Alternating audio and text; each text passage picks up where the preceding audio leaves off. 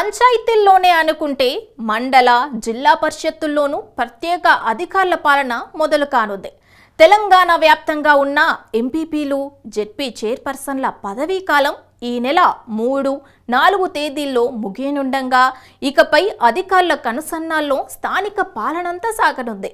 దీంతో మరోసారి స్థానిక సంస్థల ఎన్నికలు ఎప్పుడన్న అంశం చర్చకు వస్తోంది. అయితే కులగణన అనంతరం బీసీ రిజర్వేషన్లపై నిర్ణయం తీసుకోవాలని రేవంత్ సర్కార్ భావిస్తుండటంతో స్థానిక సంస్థలు కొలువుదీరేది వచ్చే ఏడాదేనన్న వాదన వినిపిస్తోంది.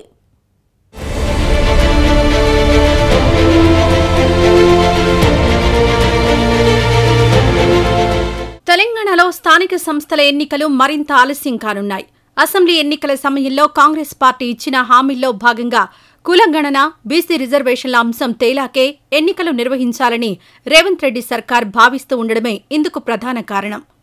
దీంతో రాష్ట్రంలో గ్రామ పంచాయతీల మాదిరిగానే మండల, జిల్లా పరిషత్తులలోనూ ప్రత్యేక అధికారుల పాలన సాగనుంది.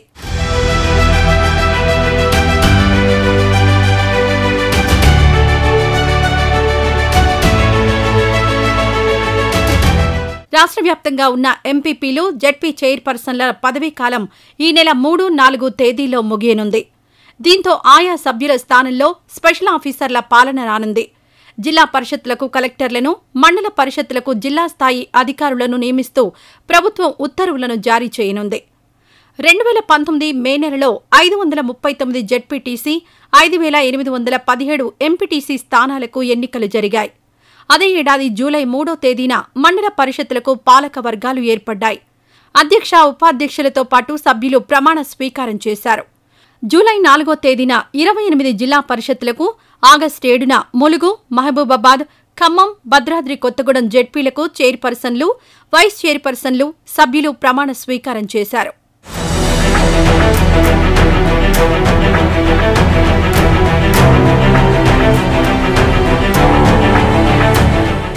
ఇప్పటికీ రాష్ట్ర వ్యాప్తంగా పంచాయతీ సర్పంచుల పదవీకాలం ఫిబ్రవరిలోనే పూర్తయింది. అయితే మొన్నటి వరకు పార్లమెంట్ ఎన్నికల హడావుడి ఉండడంతో స్థానిక సమరం దిశగా ప్రభుత్వం దృష్టి సారించడానికి కుదరని పరిస్థితి. ఇప్పుడు అవి కూడా పూర్తయిపోవడంతో పంచాయతీ ఎన్నికల వ్యవహారంపై మెల్లగా దృష్టి సారిస్తోంది ప్రభుత్వం. వాస్తవానికి రాజ్యాంగంలోని 73వ సవరణ చట్టం ప్రకారం ప్రతి 5 సంవత్సరాలకోసారి పంచాయతీ ఎన్నికలను నిర్వహించాలి.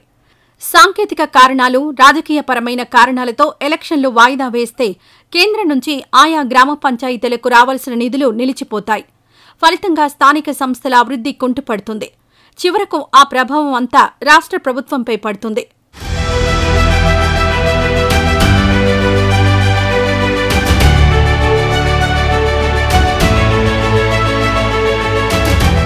ఇలాంటి వేళ కాంగ్రెస్ పార్టీలో కొత్త చర్చ మొదలైంది. అదే రిజర్వేషన్ల అంశం. అవును, ఇదే రేవంత్ రెడ్డి ప్రభుత్వానికి పెద్ద సవాలుగా మారుతోందన్న అభిప్రాయం వ్యక్తమవుతోంది. ఇందుకు కారణం తెలంగాణ శాసనసభ ఎన్నికల సమయంలో కాంగ్రెస్ పార్టీ ఇచ్చిన హామీయే. మొన్నటి అసెంబ్లీ ఎన్నికల్లో గెలుపును అత్యంత ప్రతిష్టాత్మకంగా భావించిన హస్తం పార్టీ బీసీలకు స్థానిక సంస్థల్లో 42% రిజర్వేషన్లు కల్పిస్తామని హామీ ఇచ్చింది. దీంతో పెద్ద ఎత్తున బీసీల ఓట్లు కాంగ్రెస్ పార్టీకి పడడం, తెలంగాణలో కాంగ్రెస్ పార్టీ అధికారంలోకి రావడం చకచకా జరిగిపోయాయి.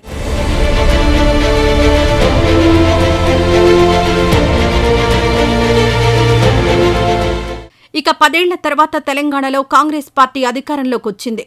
దీంతో ఎన్నికల వేళ ఇచ్చిన హామీలను నిలబెట్టుకునే దిశగా సీఎం రేవంత్ రెడ్డి పాలన ప్రారంభించారు.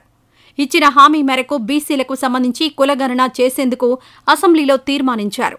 కానీ ఇంతలోనే లోక్సభ ఎన్నికల షెడ్యూల్ రావడం, ఎలక్షన్ కోడ్ కారణంగా కులగణన ప్రారంభం కాలేదు. దీంతో ఇప్పుడు మళ్లీ ఆ దిశగా ఆశలు చిగురిస్తున్నాయి.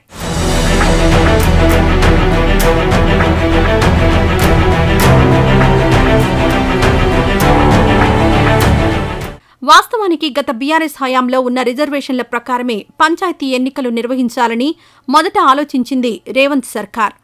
గతంలో పంచాయతీ ఎన్నికల్లో బీసీలకు 34% రిజర్వేషన్లు ఉండేవి. అయితే మొత్తం రిజర్వేషన్లు 50%కి మించకూడదని సుప్రీంకోర్టు తీర్పివ్వడంతో బీసీ రిజర్వేషన్లను 34% నుంచి 23%కి కుదిస్తూ నాటి కేసీఆర్ ప్రభుత్వం నిర్ణయం తీసుకుంది. ఈ వ్యవహారాన్ని సవాల్ చేస్తూ కొందరు హైకోర్టును ఆశ్రయించారు. దీనిపై విచారించిన న్యాయస్థానం వచ్చే పంచాయతీ ఎన్నికలలోపు రిజర్వేషన్ల లెక్కలను తేల్చాలని ఆదేశించింది.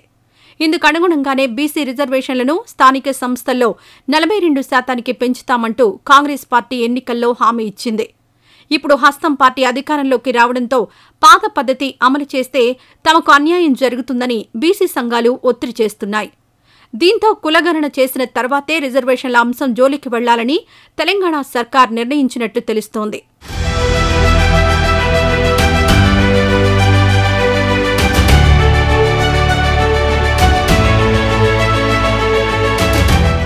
తెలంగాణలో మొత్తం 12,814 గ్రామ పంచాయతీలు, 88,682 వార్డులు ఉన్నాయి.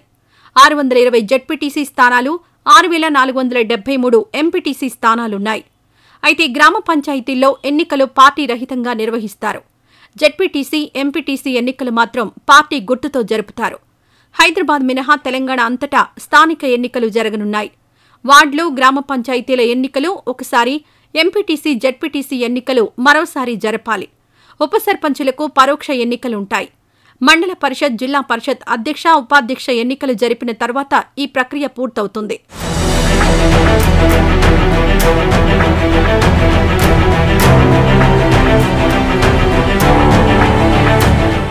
మొత్తంగా చూస్తే స్థానిక సంస్థల ఎన్నికల నిర్వహణ రేవంత్ సర్కార్కు కత్తిమీద సాములా మారిందన్న అభిప్రాయం వ్యక్తమవుతోంది.